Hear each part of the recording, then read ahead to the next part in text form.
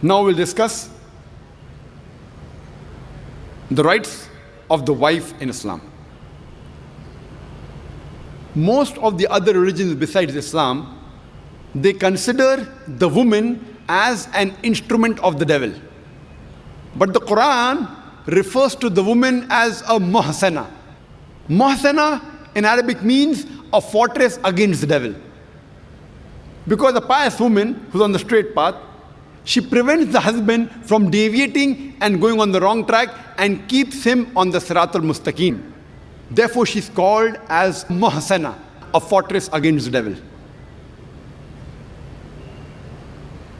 The Quran in Surah Nisa, chapter number 4, verse number 21, refers to marriage, to nikah, as a sacred covenant. It's a sacred covenant, a sacred contract between the husband and wife.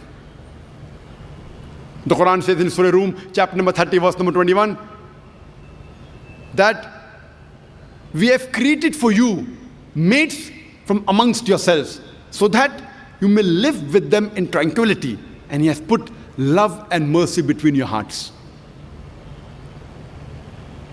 The beloved Prophet Muhammad, he said, it's mentioned in Sahih Bukhari, volume number 7, in the book of Nikah, chapter number 3, hadith number 5066. The beloved Prophet said, "O young people, whoever has the means to get married should get married." The beloved Prophet also said, there is no monasticism in Islam. And the Prophet said, anyone who marries, he completes half his deen. Once during question answer time, there was a person who asked me, that does it mean that if I marry twice, will I complete my full deen?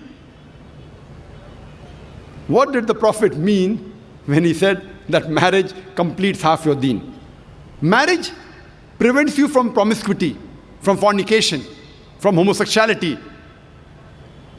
Only if you marry do you have an opportunity to be a husband or a wife. Only if you marry do you have an opportunity to be a father or mother, which are very important duties in Islam. So irrespective whether you marry once or twice, you only complete half your deen. In Islam, for a marriage to solemnize, taking the permission of both would-be husband and wife, the man and the woman, is equally important. The Quran says in Surah Nisa, chapter number 4, verse number 19, do not inherit the woman against their wishes. There's a hadith which is mentioned in Sahih Bukhari, volume number 7, book of Nikah, chapter number 43, hadith number 5138. A lady by the name of Khansa bin Khadim al-Ansariya, she approached the Prophet and said that my father has married me to a person against my wishes. The Prophet, he nullified the marriage. There's another Sahih hadith which is mentioned in Ahmad ibn Hanbal, hadith number 2469, where a lady approaches the Prophet and says that my parents have forced me to marry a man against my wishes. And the Prophet said she has the option of either continuing the marriage or nullifying the marriage. There's a similar hadith mentioned in Ibn Majah, hadith number 1875. It's the same hadith. A woman approaches the Prophet and tells her that my parents have forced me to marry against my wishes. And the Prophet says, you can either continue the marriage or you can nullify the marriage. And the woman says, I continued the marriage, but I wanted the woman to know that the parents cannot force their daughters to marry someone who they don't like. The Quran says in Surah Baqarah, chapter number 2, verse number 228, that the women have rights similar to those against them on terms equitable, but the men have a degree of advantage. Based on this verse of the Quran, men and women are equal except in leadership. The Quran clearly says that the women have rights, those similar to them, on terms equitable, but the men have a degree of advantage. Now, many of the Muslims, they misunderstand this ending phrase that the men have a degree of advantage, and they think that men are superior. And they quote the verse of the Quran, "Ar-rijalu qawwamuna 'ala an-nisa." that the men are superior to the women. So Allah has said, the men have degree of advantage, the men are superior.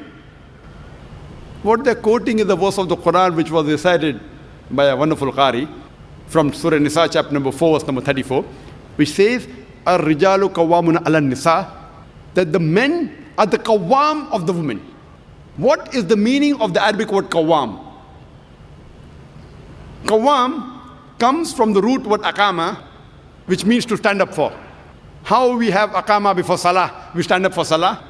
So this Arabic word qawwam means the men have 1 degree of additional responsibility and 1 degree additional service towards the woman, not 1 degree of superiority to boss over the woman. And if you read the tafsir of Tabari, he says the Arabic word qawwam means 1 degree of additional responsibility. Because if you read the verse ahead, the verse says that Allah has given men more strength than the women. So because of that advantage, it's the duty of the men that they should take care of the woman, they should not boss over her. Furthermore, Quran says in Surah Nisa, chapter number 4, verse number 19, that treat your wives with equity and kindness even if you dislike her. Means even if you don't like your wife, yet treat her with love and compassion. And treat her kindly, even if you dislike her. Even if you dislike her, treat her with kindness and compassion. And in Islam,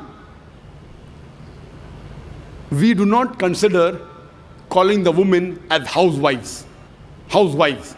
You know, housewife, if you analyze, means she's married to the house. In Islam, we don't consider our women, they're married to the house, to be called housewives. You know, in English we have, what is their profession? Housewife. We in Islam prefer calling the women as homemakers because they make the home, they build the home. So inshallah, I believe that the ladies from now onwards, when they have to fill any form, instead of writing the profession, if they are not right housewife, that's English terminology. They are marrying you to your house.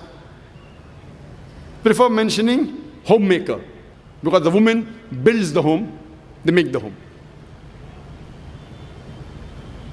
And in Islam, a woman is not married to a master to be treated like a slave. She is married to an equal, and the role is that of partnership. And Quran gives a very good phrase in Surah Baqarah, chapter number 2, verse number 187, where Almighty God says, Hunna libasul lakum wa antum libasul lahunna. That they are your garments and you are the garments. That means your wives are your garments and you are the garments of your wives. What is the role of garment? The role of the garments is to beautify, to conceal, to protect. The husband and wife, they conceal each other's faults. They beautify each other. They help each other. It is a role of hand and glove.